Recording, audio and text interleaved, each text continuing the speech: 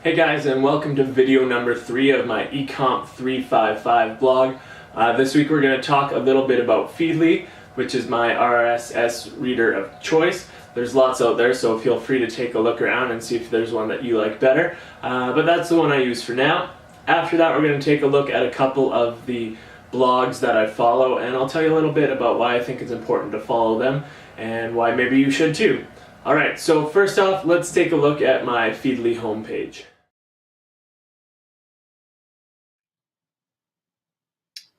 Alright, first here's my Feedly. Right now I have my Feedly feed divided into 3 categories. I will likely divide it a little further now that I've had a chance to get in and use it a little bit more. I'll likely take this general education category and divide it into things like ed tech and maybe general education just to clean things up a little bit. But for now it's all one category, so let's go in and take a closer look at a couple of the sites I choose to follow. First off, I'm going to talk a little bit about the Canadian Education Association blog, and then I'm also going to talk a little bit about TED Education or TED Ed. These are 2 of the blogs that I came across by adding content through the Feedly ad content site, and then of course TED, we all know through TED Talks, TEDx, all that sort of stuff. So I'm going to start again by looking at the Canadian Education Association blog and some of the content there and why I think it's a valuable resource. Alright, so here we are at the Canadian Education Association's website. Here's their sweet little logo in the top corner. I think it's really important that we take a look at some Canadian content. There's lots of very cool blogs out there that deal with education on a whole.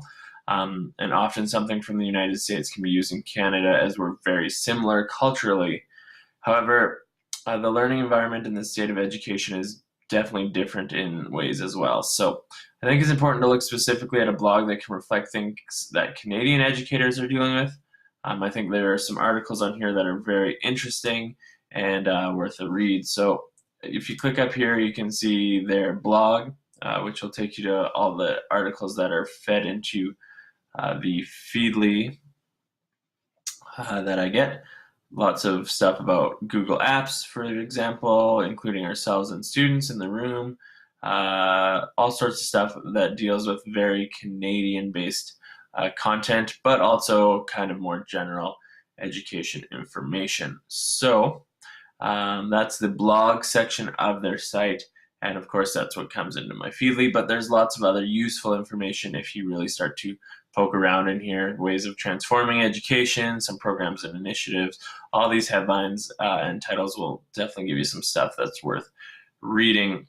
I also thought that we should check out their About Us so that you could take a quick look at just how long established the Canadian Education Association is and what their missions are.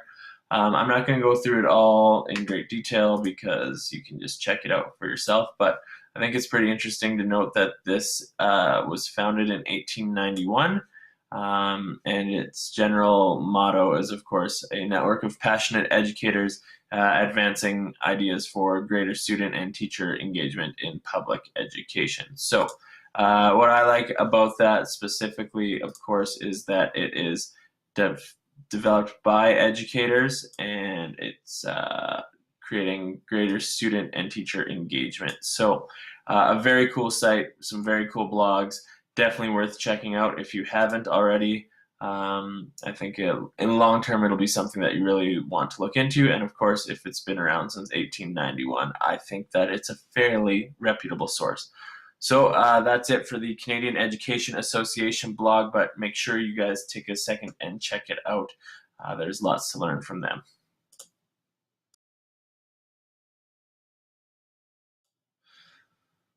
All right, so the next site we're going to take a look at here is TED Ed. It's by the TED people, so if you're familiar with TED Talks or TEDx, this is the same group that has helped put together this site.